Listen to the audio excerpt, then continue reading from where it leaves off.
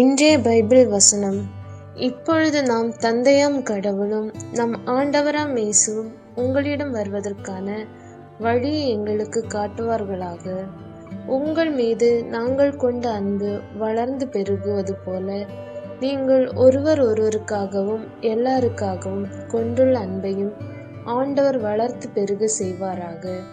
இவ்வாறு நம் ஆண்டவர் இயேசு தம்முடைய தூயோர் அனைவரோடும் வரும்பொழுது நம் தந்தையாம் கடவுள் முன் நீங்கள் குற்றமின்றி தூய்மையாக இருக்குமாறு அவர் உங்களை உறுதிப்படுத்துவாராக.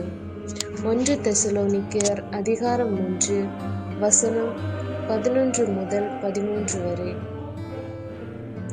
இன்றைய ஜெபம். நீதியுள்ள தந்தையே, என் கடந்த காலத்தின் இறந்த மற்றும் தூக்கி எறியப்பட்ட பாவத்தை என் இதயத்திலிருந்தும் என் வாழ்க்கையிலிருந்தும் வெகு தொலைவில் வைத்திருக்க எனக்கு உதவுங்கள். என் வாழ்க்கை உனக்கு பிரியமான ஒரு புனிதமான தியாகமாக இருக்கட்டும்.